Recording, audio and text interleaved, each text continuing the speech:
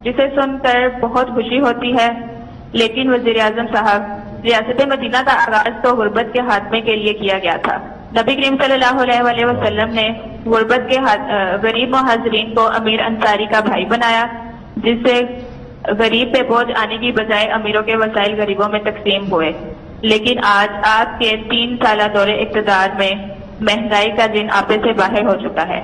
بجلی اور پیٹرول کی قیمتیں انتہا کو چھو رہی ہیں۔ اگر آپ واقعی وطن عزیز پاکستان کو ریاست مدینہ کا ماڈل بنانے میں مخلص ہیں تو پلیز ہمیں بتائیں کہ آپ کی حکومت مہنگائی کے سامنے بے بس کیوں نظر آتی ہے۔ بہت شکریہ۔ اچھا جی، اب میں اینڈ پہ آ رہا ہوں، تو اس لیے میں ضروری ہے کہ آپ ساروں کو اپنی جو ویژن ہے پاکستان کی وہ میں وہ بتاؤں کہ ویژن کیا ہے اور ہم کس طرح اس ویژن کی طرف جا رہے ہیں، تاکہ آپ کو یہ پتا ہو نا قبلہ کون سا ہمارا، ہم جا کدھر رہے ہیں، یعنی یہ جو ساری کوششیں کر رہے ہیں یہ کس منزل کی طرف ہے۔ دیکھیں، جب آپ نماز پڑھتے ہیں نا 5 وقت پہ، جب آپ اللہ سے صرف ایک ہی چیز نماز پڑھ کے مانگتے ہیں کہ اللہ ہمیں ان کے راستے پہ لگا جن کو تو نے نعمتیں بخشی ہیں، صرف ایک چیز مانگتے ہیں، یہ یاد رکھیں کہ وہ راستہ ہے، ہم منزل نہیں مانگ رہے، ہم اس راستے پہ چلتے ہیں، کیونکہ وہ راستہ، وہ منزل تو وہ اس پہ جو پہنچے وہ نبی صلی اللہ علیہ وسلم پہنچے ہیں، وہ تو ہم پہنچ نہیں سکتے، لیکن ہم اگر ان کے راستے پہ بھی چلے گئے تو یہ ملک بالکل ایک عظیم ملک بن جائے گا۔ یہ بنا تھا اسلامی فلاحی ریاست، یہ اس کا مقصد تھا پاکستان کا بننے کا۔ اب میں آپ کو بتاؤں کہ وہ راستے کے اندر کون سے اصول ہیں جن کے اوپر وہ مدینہ کی ریاست کھڑی ہوئی تھی، اور ان اصولوں کو ہم کتنا اپنا چکے ہیں۔ سب سے بڑا اصول یہ تھا کہ فلاحی ریاست بنی تھی غربت کم کرنے کے لیے، نچلے طبقے کو اوپر اٹھانے کے لیے بنی تھی، پہلی دفعہ دنیا کی تاریخ میں پہلے یہ بتاؤں گا، تو پہلا یہ آبجیکٹو تھا۔ دوسرا، قانون کی بالادستی، 2 خلیفہ وقت، پہلے 4 میں سے 2 خلیفہ وقت عدالت میں گئے، جبکہ ان کا کیا کردار تھا، ان کا کیا سٹیٹس تھا، خلیفہ تھے، اس کے باوجود وہ عدالت میں جا کے کھڑے ہوئے صرف ایک چیز بتانے کے لیے کہ قانون کی حکمرانی ہے، طاقت کی حکمرانی نہیں ہے۔ تو دوسری چیز یہ کہ کتنی ہماری جد و جہد ادھر کدھر ہے، اس راستے پہ ہم نکلے ہیں یا نہیں نکلے۔ اور تیسری کہ جب لا الہ الا اللہ ایک انسان پڑھ لیتا ہے تو پھر کسی اور انسان یا کسی کے سامنے جھکنا شرک ہوتا ہے۔ لا الہ الا اللہ ایک انسان کو آزاد کر دیتا ہے، یہ بے شرمی سے، بے غیرتی سے، ہاتھ پھیلانے سے۔ ایک لا الہ الا اللہ ایک چھوٹے سے انسان کو بڑا انسان بنا دیتا ہے، ایک خوددار قوم۔ اور یہ 3 پرنسپلز پہ کھڑی ہوئی تھی مدینہ کی ریاست۔ جب ہمارے نبی صلی اللہ علیہ وسلم نے خط بھیجے پرشین ایمپرر کو، ایک سپر پاور، دوسری طرف رومن ایمپرر، بیزنٹائن ایمپرر ہرکلیس، اس کو جب خط بھیجا تو انہوں نے امداد مانگنے کے لیے نہیں بھیجا، انہوں نے یہ نہیں کہا ہمیں قرضے دے دو یا ہمیں ایڈ دے دو، ہمارے حالات بڑے برے، اور برے حالات تھے مسلمانوں کے۔ جو ابھی آپ نے سوال پوچھا، آپ نے ایک چیز 3 سال کی ابھی بات کی نا، آپ اگر تاریخ اٹھا کے پہلے 5 سال دیکھ لیں مدینہ کی ریاست کے، تو برے حالات تھے مسلمانوں کے، وہ دنیا کے عظیم ترین لیڈر بھی تھے، لیکن ایک دم حالات ٹھیک نہیں ہوئے، وہ اس راستے پہ لگے جس کی وجہ سے حالات ٹھیک ہوئے۔ وہ راستہ جو انہوں نے دکھایا، جو اصولوں پہ کھڑی کی، ان اصولوں نے ایک جن کی کوئی حیثیت ہی نہیں تھی عربوں کی، ان کو دنیا کی امامت کروا دی۔ تو پہلے تو آپ کو سمجھنا ہے کہ کیا ہم ان اصولوں پہ چلنے کی کوشش کر رہے ہیں یا نہیں کر رہے ہیں؟ کیا اس ملک کے اندر ہم اپنے کمزور طبقے کے لیے وہ قدم اٹھا رہے ہیں؟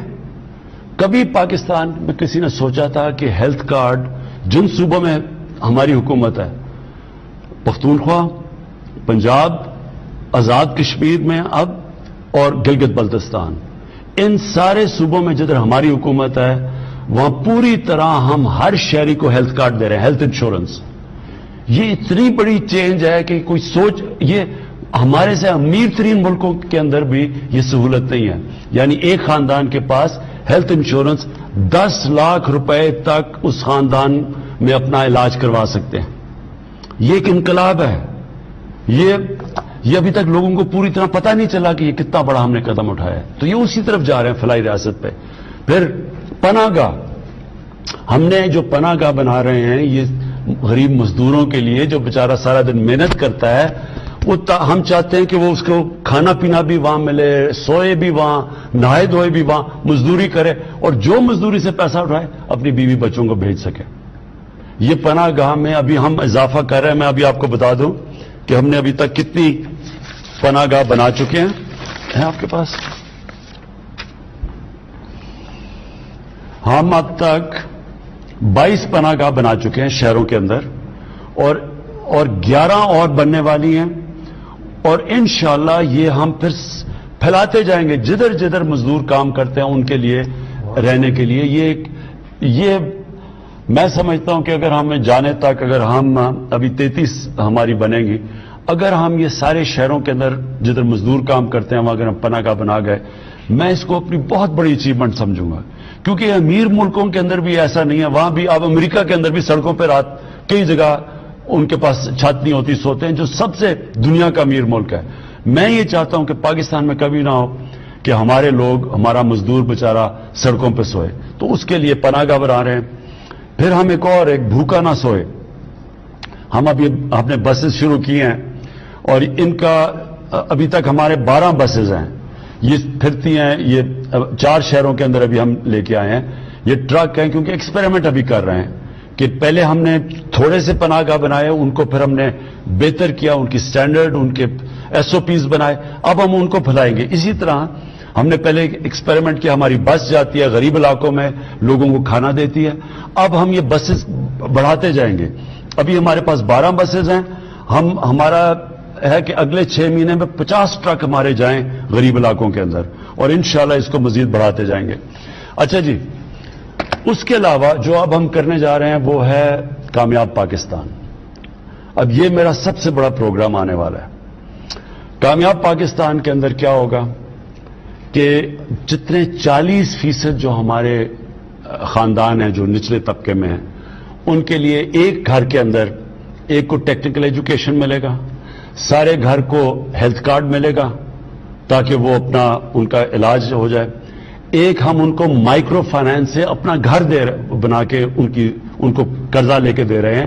یہ مائکرو فائنانس کمپنیز ہیں، وہ کیا کریں گی کہ اگر میں اپنا گھر بنانا چاہوں تو ان کو پہلی دفعہ پاکستان کی تاریخ میں فائنانس ملے گا. مائکرو فائنانس سے قرضے دلوائیں گے تاکہ وہ جو قسطیں دیتے ہیں اپنے کسی کرائے کے گھر میں رہنے کے لیے، وہی قسطیں دے کے ان کو اپنا گھر ہو جائے. یہ پاکستان کے اندر پہلی دفعہ چیز ہوگی، اور ساتھ پھر ہیلتھ کارڈ ملے گا. یعنی 4 چیزیں دے رہے ہیں: قرضہ، اور قرضے ملیں گے سود کے بغیر. تو شہروں کے اندر قرضے دیں گے تاکہ اپنی کوئی چھوٹی سی بزنس کر لے، دیہات کے اندر قرضے دیں گے تاکہ کسان اپنی مدد کر سکے سود کے بغیر. یہ ہمارا انشاءاللہ اسی مہینے لانچ ہونے لگا ہے ہمارا کامیاب پاکستان، اور انشاءاللہ یہ ایک بہت بڑا ہے. پھر قانون کی بالادستی. تو پہلے تو فلاحی ریاست کی طرف ہم انشاءاللہ ہمارا پورا زور ہے کہ ہم، اور پھر میں نے آپ کو پہلے بتا دیا کہ احساس کا پروگرام ہمارا شروع ہو رہا ہے دسمبر میں. 40% غریب خاندانوں کو جو چیزیں کھانے پینے کی چیزیں ہیں ان کے اوپر ڈائریکٹ سبسڈی دیں گے. ہمارے پاس پورا ڈیٹا ہو گیا. دوسری چیز قانون کی بالادستی. یہ ہماری سب سے بڑی اس وقت جہاد چل رہی ہے. جہاد یہ ہے کہ پاکستان میں طاقتور ایک قانون اور غریب کے لیے دوسرا قانون. یہ جو قانون طاقت کی بالادستی ہے، اس کو قانون کی بالادستی میں لے کے آنا چاہتے ہیں. یہ سب سے مشکل کام ہے. اس میں مجھے آپ سب کی ضرورت ہے، کیونکہ یہ وہی قبضے گروپ ہیں جو کہ طاقتور ہیں، غریبوں کی زمینوں پہ قبضہ کرتے ہیں. یہ وہ سیاستدان ہیں، چوری کر کے پیسہ باہر لے گئے ہیں، اور ان کو ہاتھ ڈالو تو کہتے ہیں کہ جی آپ کی گورنمنٹ کرا دیں گے. ان کے اوپر ہم نے پورا ہاتھ ڈالنا ہے، اور ایک لوگوں کو آزاد کرنا ہے، لوگوں کو قانون دے کے، انصاف دے کے آزاد کرنا. یہ دوسرا ہے. اور تیسرا خودداری. ہم یہ وہ ملک بنانا چاہتے ہیں جو انشاءاللہ ایک اپنے پیر پہ کھڑا ہو، کبھی کسی سے ہمیں بھیک نہ مانگنی پڑے، قرضے نہ مانگنے پڑے، کسی کے سامنے ہم ایڈ دے کے ان کی جنگوں میں نہ شامل ہوں، کیونکہ وہ ہمیں پیسے دے رہے ہیں تو ہم ان کی جنگ میں شامل ہو جائیں. ایک خوددار، ایک آزاد ملک. اور یہ بھی ایک جب قوم ایک فیصلہ کر لیتی ہے کہ ہم نے دنیا میں اپنی ہر پاسپورٹ کی عزت کروانی ہے، تو عزت تب ہوتی ہے جب ایک قوم اپنی خود عزت کرتی ہے. جب ایک قوم خود عزت کرتی ہے وہ خوددار قوم بن جاتی ہے، اس کی دنیا ریسپیکٹ کرتی ہے. تو یہ میرے 3 ایم ہیں، اور انشاءاللہ میری کوشش یہ ہے کہ 5 سال کے بعد اب یہ جو ہمارا ٹرم ختم ہوگی، لوگ دیکھیں گے 5 سال پہلے کیا تھا پاکستان کے حالات اور 5 سال کے بعد کیا ہے. جی وقت کیونکہ کم ہے، ہم اب آج کے پروگرام کے آخری کالر سے بات کریں گے. جن کی کال نہیں لگ سکی آپ اگلی بار ضرور کوشش کیجیے گا. ہمیں یہ احساس ہے کہ بہت سے لوگ کوشش کرتے ہیں، ان کا ٹیلی فون جو ہے تھرو نہیں ہوتا. ہم اس پروگرام کی فریکوینسی انشاءاللہ بڑھائیں گے تاکہ زیادہ سے زیادہ کالرز جو ہیں وہ وزیر اعظم پاکستان عمران خان صاحب سے بات کر سکیں. آخری کالر آج کے ہمارے ساتھ کون ہے؟ جی السلام علیکم. وعلیکم السلام. وزیر اعظم پاکستان جی جی جی جی جی عمران خان صاحب السلام علیکم. جی وعلیکم السلام. ذوالقرنین حیدر عرض کر رہا ہوں ضلع رحیمیہ خان سے. کرپشن کے خلاف آپ نے جو بڑے بڑے برج گرائے وہ آپ کی پاکستان سے محبت اور مستقل مزاجی کی عکاسی کرتی ہے جو قابل تعریف ہے. آج آپ سے براہ راست بات کا موقع ملا جس کے لیے میں بہت زیادہ مشکور ہوں. مجھے اور مجھ جیسے ہزاروں لوگوں کو فوری انصاف کی آپ سے بہت زیادہ امید ہے. میں آپ کو جنوبی پنجاب کی Khawaja Farid university of engineering and information technology پر نظر ثانی کی درخواست کرتا ہوں کہ مکمل تحقیقات کروائی جائیں. گزشتہ چند سالوں سے پروفیسر ڈاکٹر سلیمان صاحب نے بطور وی سی یونیورسٹی کا چارج سنبھالا اور ملازمین پر ظلم و ستم کے پہاڑ گرائے. چند ہی مہینوں میں عرصہ 6 سال سے کام کرنے والوں کو وجہ بتائے بغیر 200 سے زائد ملازمین برطرف کر دیے گئے اور ان کا داخلہ یونیورسٹی میں ممنوع کر دیا گیا. آواز اٹھانے پر ہمیں سنگین قسم کی دھمکیاں دی گئی جس پر اوکے میں اس کا تحقیقات کریں گے ہم کہ کیا اس کی حقائق، اور گورنمنٹ پنجاب سے بات بھی کریں گے. میں آخر میں صرف ایک چیز کہنا چاہتا ہوں. دیکھیں ہمارے لیے سب سے بڑا جو مسئلہ ہے نا، جو میرے لیے حکومت کے لیے تکلیف دے رہا ہے، وہ جو مہنگائی ہے. اب مہنگائی کئی وجوہات سے ہے. ایک ہے کہ آپ کی امپورٹس، جب آپ چیزیں امپورٹ کرتے ہیں کھانے پینے کی چیزیں، تو جب ہمارا پریشر پڑا اور روپیہ نیچے آیا، تو اور روپیہ کیوں نیچے آیا؟ کیونکہ ہمارے پاس اتنا بڑا خسارہ کر کے چھوڑ کے چلے گئے، جس کو کرنٹ اکاؤنٹ کہتے ہیں، یعنی ڈالرز ہمارے کم ہو گئے ملک میں، اس کی وجہ سے روپے گر گیا، ڈالر کی قیمت اوپر چلی گئی، ساری چیزیں مہنگی ہو گئی. ایک تو وہ ہے. دوسرا ہمارا مسئلہ یہ ہے کہ ہمارے ملک میں بدقسمتی سے جو کسان چیزیں پروڈیوس کرتا ہے اور وہ جو بکتی ہیں آ کے شہروں میں ریٹیل میں، اس میں بہت بڑا فرق ہے.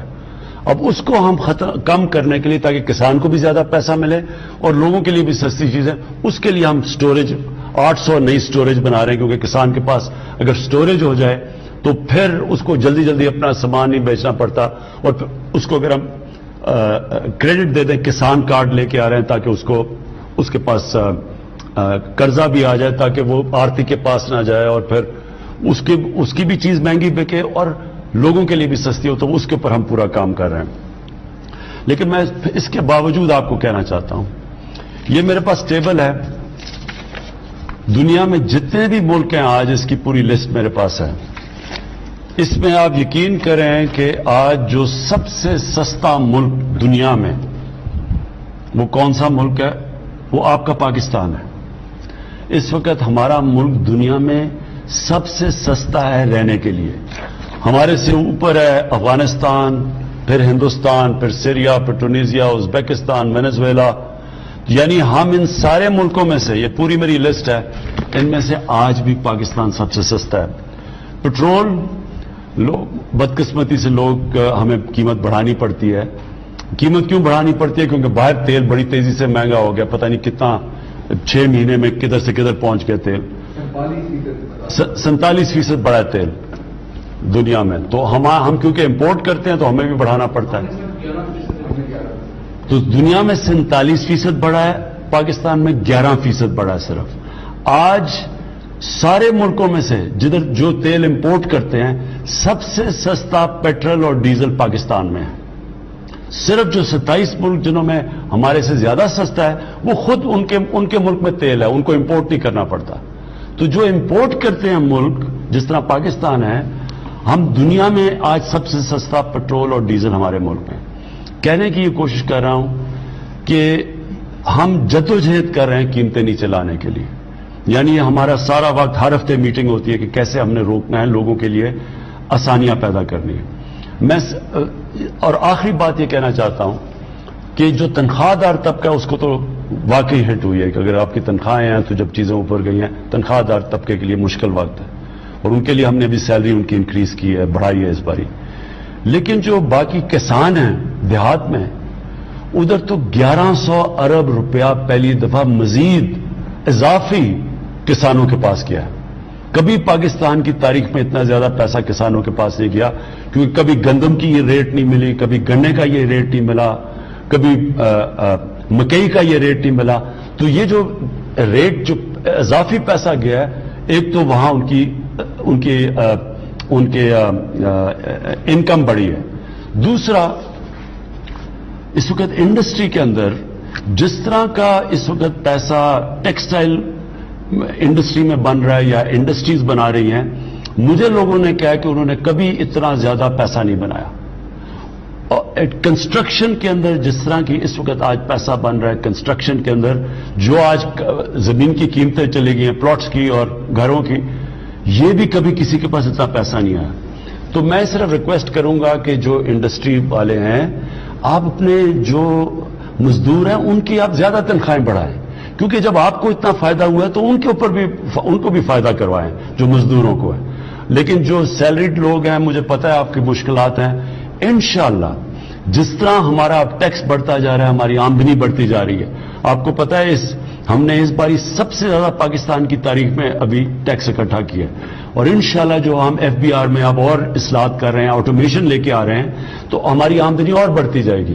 جیسے جیسی آمدنی بڑھے گی انشاءاللہ ہم اپنی سیلریڈ کلاس کی بھی مدد کریں گے, اور ہم یہی پیسہ لگائیں گے اپنے انفراسٹرکچر کے لیے, اپنے کسانوں کے لیے, تاکہ ان کی پیداوار بڑھے. جب ہماری پیداوار بڑھے گی تو اس سے پھر ہماری جو کھانے پینے کی چیزیں بھی مہنگی نہیں ہوں گی. بہت بہت شکریہ. آپ یہ نمبر نوٹ کر لیں سٹیزن پورٹل کا 05190001111 آپ اپنی شکایات اس پہ بھی درج کر سکتے ہیں. پھر کبھی آپ سے ملاقات ہوگی. بہت بہت شکریہ.